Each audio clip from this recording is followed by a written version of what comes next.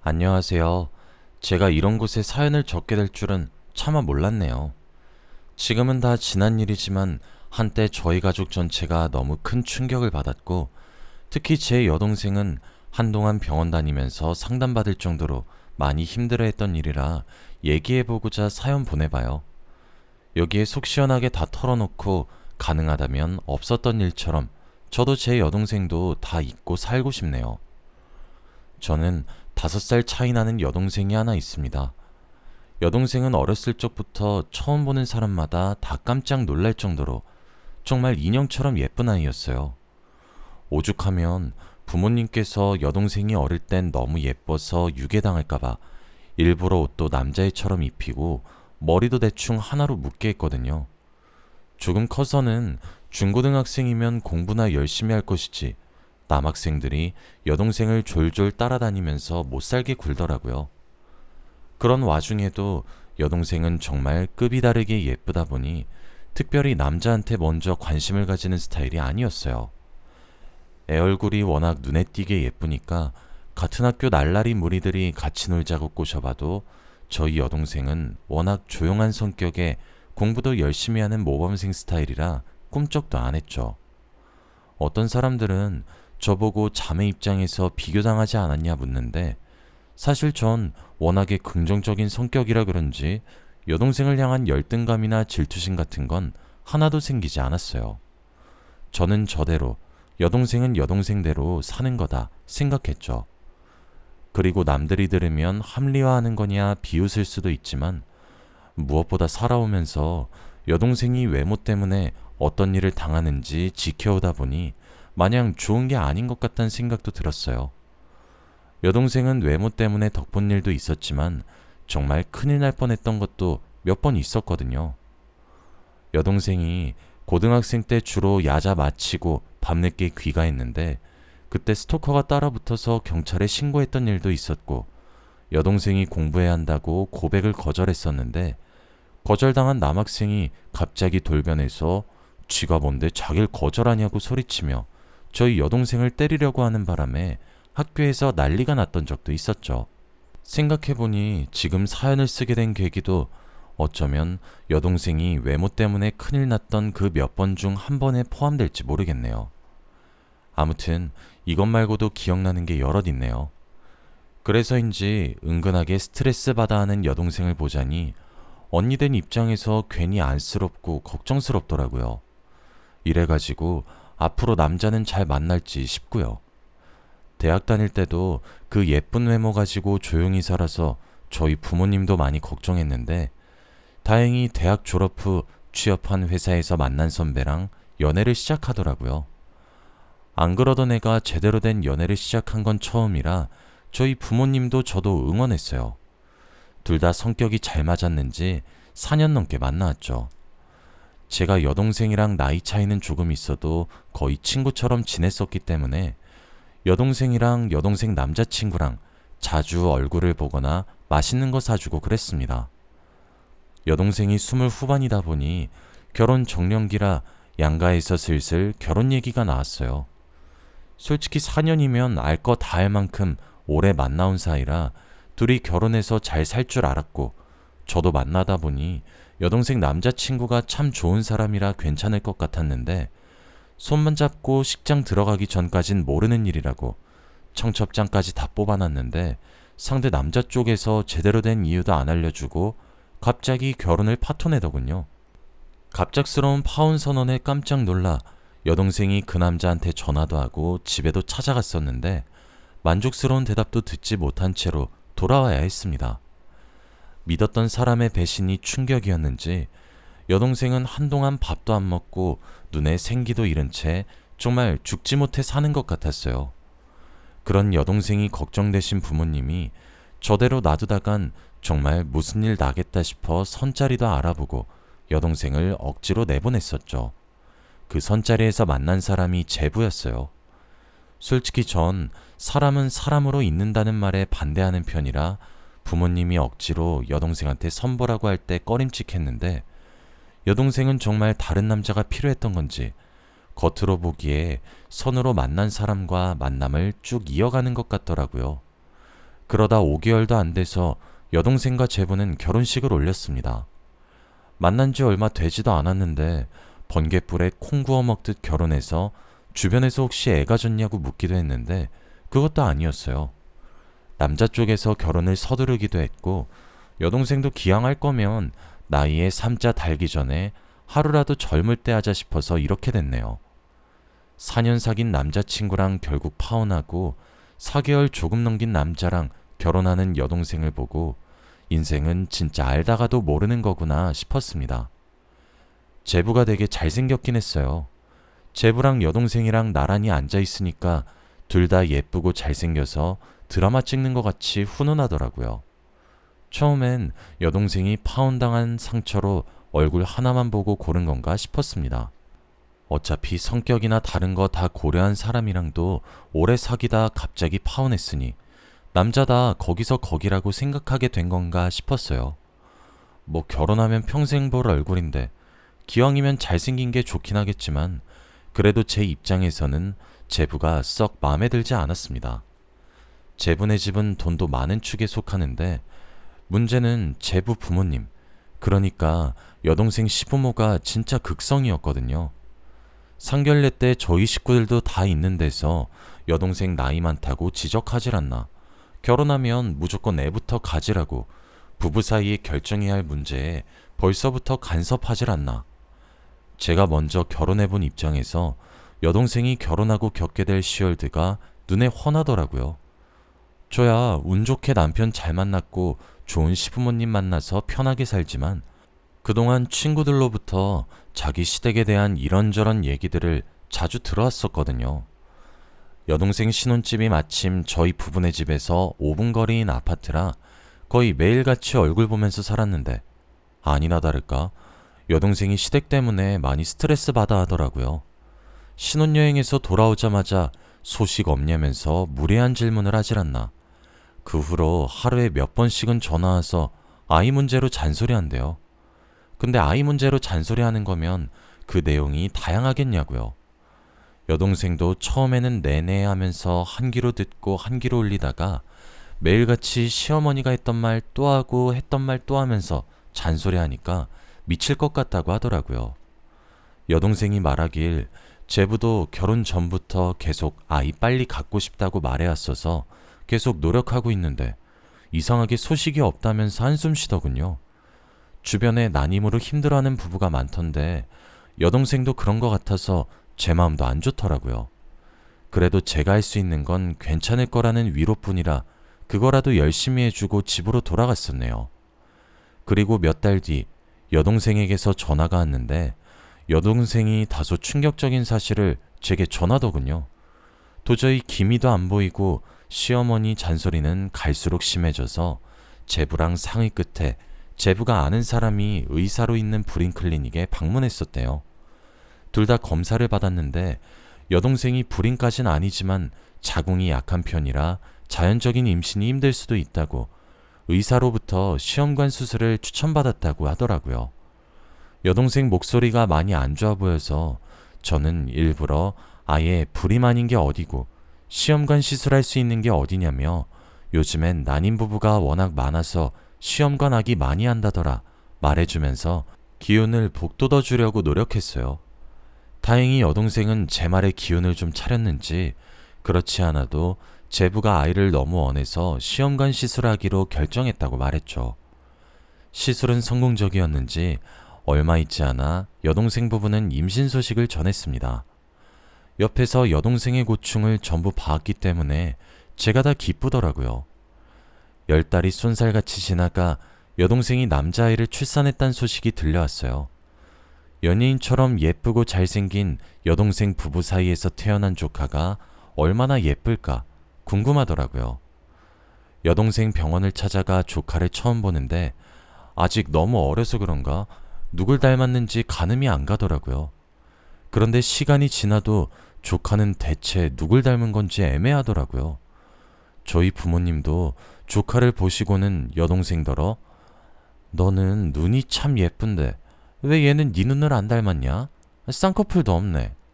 사이도 그렇고 너도 그렇고 다 눈이 크고 쌍꺼풀 진하게 있는데 이상하네 라고 말할 정도였어요. 실제로 조카는 여동생 부부랑 다르게 눈도 작고 어디서 물려받았는지 모를 악성 곱슬머리이기까지 했어요. 제가 여동생한테 농담조로 병원에서 애 바뀐 거 아니냐고 놀린 적도 있었죠. 자기를 안 닮았지만 여동생은 배아파 하나한 자기 자식이라고 조카를 끔찍하게 아꼈어요. 아들 낳았다고 시댁에서도 기펴고 다닐 수 있고 이제 잔소리도 안 들어서 편해진 탓도 있었겠죠. 공교롭게도 여동생이 아이 낳고 얼마 안 있어부터 제부가 일 때문에 바쁘다고 가정에 조금 소홀해졌어요. 육아를 두 사람이 같이 해도 쉽지 않은데 여동생 말 들어보니 하필 그때부터 임신 기간 동안 미뤄온 출장이다, 야근이다, 뭐다 해서 집에도 잘 못 들어가는 것 같더라고요. 그것 때문에 외로워진 여동생이 조카 키우는 데에만 집착하는 것 같기도 했어요. 막상 아이를 원해서 여동생이 힘든 시술까지 불사하고 아들 낳아줬더니 여동생에게 신경을 못 써주는 제부가 괘씸했지만 미뤄왔던 일 때문이라 하니 할 말이 없었죠. 근데 그거 말고도 출산 후에 여동생이 거의 독박 육아하다시피 하면서 살다 보니 나이도 있고 해서 당연히 젊었을 때보다야 미모가 빛을 발하지 못했는데 그것 때문인지 한 번은 여동생이 참다 제게 울면서 하소연하더라고요. 애 낳았으니 됐다고 이제 자기한테 손가락 하나 안 거린다고요. 처음에는 제부가 바쁘다 보니 이것저것 신경 쓰기 피곤해서일 거라고 달랬는데 부부인 여동생 입장에서는 충분히 서운할 수 있겠더라고요. 게다가 갓 4살 된 조카가 이유 없이 열이 오르고 그래서 여동생이 병원에 데려갔는데 의사가 만성 편도선염이라고 하면서 나이가 어릴수록 수술할 때 덜 아프니까 한번 고려해보라 했대요. 자식 가진 부모는 아이가 조금만 다쳐도 벌벌 떨면서 자기가 대신 아파주고 싶을 심정일 텐데 흔한 수술이라고는 해도 그 어린아이한테 수술시키는 건데 얼마나 걱정되겠어요. 하필 그때도 제부는 다른 지역에 장기 출장 가 있었던 터라 조카의 수술을 위해 제가 대신 여동생과 함께 병원을 찾아갔어요. 혹시 모를 상황에 대비해 조카가 수술 받기 전에 여러 가지 검사를 했는데 뜻밖의 결과를 받았습니다. 조카가 혈우병 보인자라서 당장은 수술이 어려울 것 같아요. 난데없이 혈우병이라는 소리에 여동생과 저 둘 다 깜짝 놀랐습니다.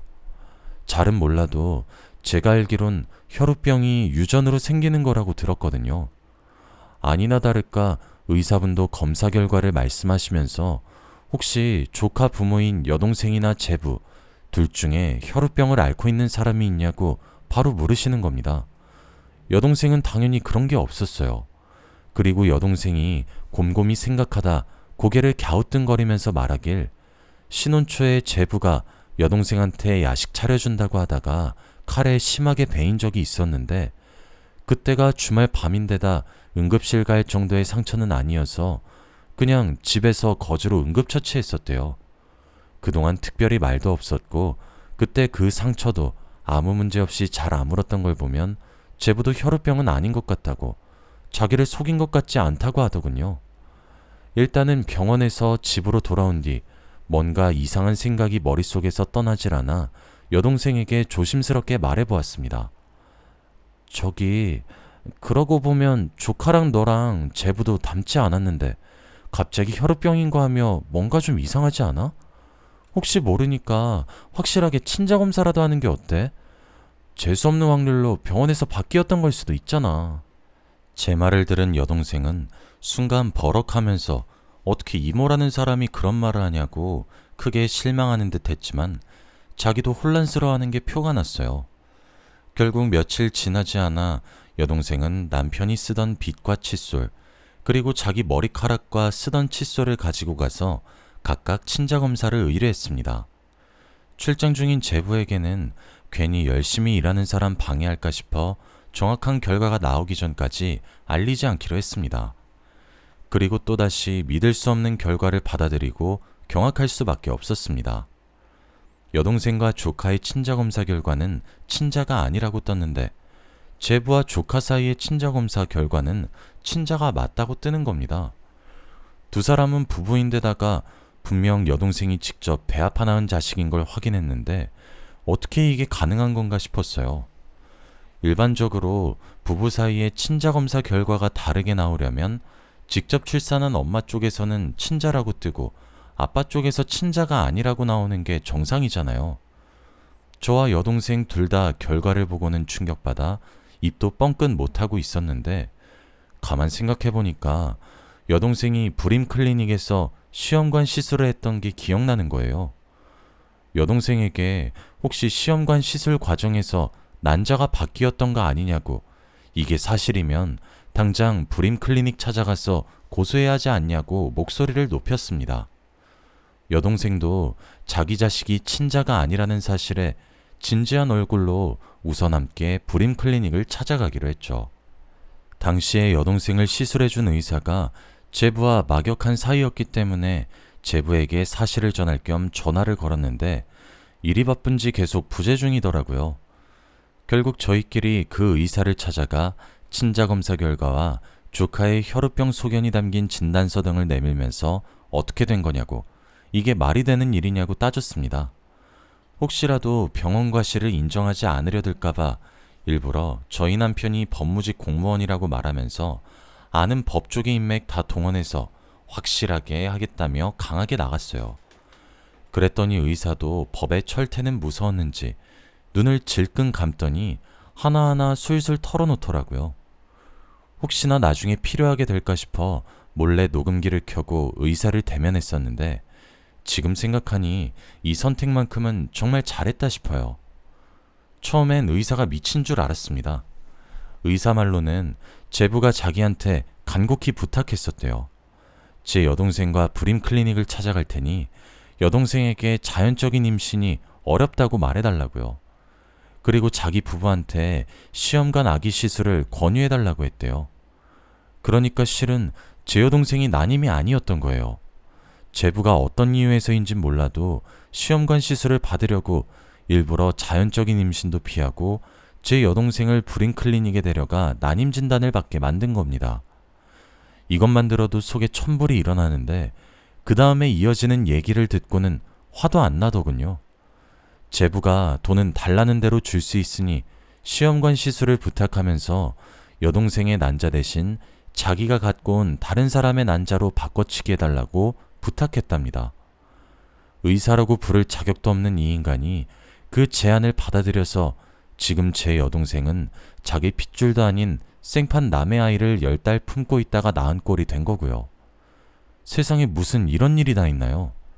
사실을 전부 알게 된 저도 미친 듯이 화가 났지만 옆에 앉아있던 여동생을 보니 여동생은 자기 앞에 앉아있는 의사랑 다른 지역에 있는 제부를 죽이고 싶어하는 눈빛이더라고요. 여동생을 진정시켜 우선은 병원 밖으로 데리고 나온 후 제부에게 바로 전화해서 당장 집으로 올라오라고 했습니다. 그때가 저녁이어서 아무리 밟아도 자정 넘어서야 도착한다고 속 편하게 왜 그러냐는 제부 목소리가 가증스럽더군요. 조카가 많이 아파서 그렇다고 거짓말하니까 그제서야 알겠다고 바로 가겠다고 하더군요. 그 사이에 조카는 잠시 저희 남편이랑 친정에 있도록 하고 저희 친정 부모님께도 사실을 전부하려 함께 여동생네 집으로 가서 제부를 기다렸어요. 저희 부모님 사실 아시고는 정말 제부를 죽일 기세로 분노하셨어요.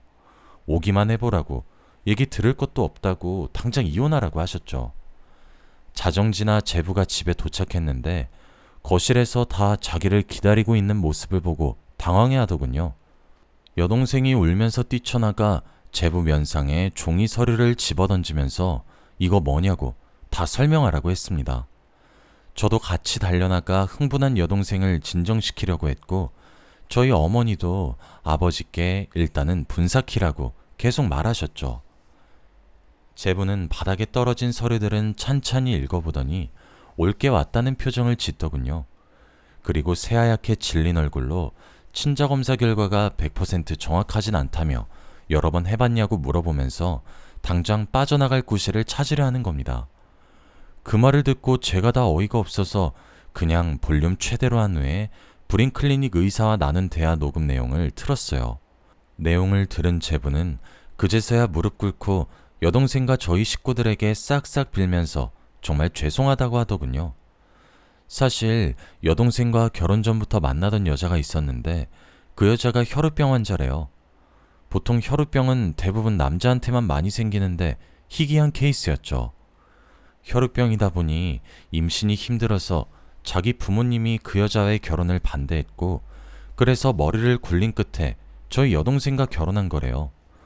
여동생과 결혼하고 시험관 시술로 아이 친엄마를 바꿔치기 하면 결국 낳은 건 여동생이지만 실제로는 그 여자랑 자기 아이인 거니까요.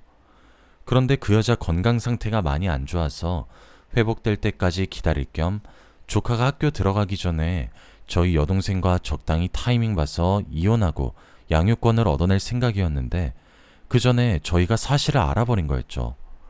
모든 사실을 다 알고 나니까 이게 사람인가 싶더라고요.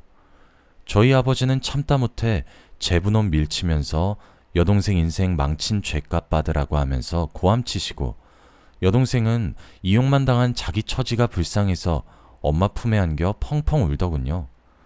법무직 공무원인 남편에게 부탁해서 그 의사랑 제부놈 고소하고 저희가 가진 모든 돈과 남편의 법조계 인맥을 다 동원해서 그놈들 최대한 오래 깜빵에서 썩게 만들었습니다. 그런 일이 있다 보니 여동생도 정신적으로 너무 힘들어하고, 조카를 그런 일이 있었다는 걸 알게 돼서 그런가 조카라도 불러도 되나 고민도 되네요. 아무튼 조카는 저희가 맞기도 그래서 여동생 시댁으로 보냈습니다. 여동생 시댁에는 제부놈이 한 짓이랑 깜빵에 들어간 것 때문에 망신살이 뻗쳐 제부와의 연을 거의 끊다시피 한 것 같고요. 그리고 조금 숙연해지는 소식이지만 제부가 몰래 만나고 있던 그 여자분은 결국 건강 상태가 돌이킬 수 없이 악화된 데다 혈우병 때문에 큰 수술 함께 진행하기엔 무리가 있어 결국 운명을 달리하셨다고 하더군요. 나쁜 말이지만 제부가 천벌받은 게 아닌가 싶네요. 저희 가족 전부 한동안 그 일의 충격에서 헤어나오지 못했어요. 저나 부모님은 그렇다 치지만 당사자인 여동생이 특히 고통스러워해서 정말 걱정했었는데, 다행히 병원에 다니고부터는 조금씩 회복되는 것 같아 보였어요. 그리고 결정적으로 몇 년 지나 우연찮게 여동생은 예전에 자기와 결혼까지 약속했다가 파혼한 전 남자친구를 다시 만나게 되었는데, 그때 또 다른 사실을 알게 되었습니다. 그 남자네 집이 작은 사업체를 하나 운영하고 있었는데 결혼을 앞두고 갑자기 가세가 기울어 사업이 망하는 바람에 아무것도 없는 채로 저희 여동생과 결혼할 수 없었대요. 언제 다시 상황이 좋아질지 모르는데 마냥 여동생에게 기다려달라고 할 순 없었고, 그렇다고 모른 척 결혼해버리기엔 자기 때문에 힘들 여동생 생각에 그럴 수 없었다네요. 그래서 결국 파혼하고 잠적했던 거라고 하며, 그러는 동안에도 계속 여동생을 마음에 품고 있었기 때문에 아직 미혼이라고 고백했다는군요.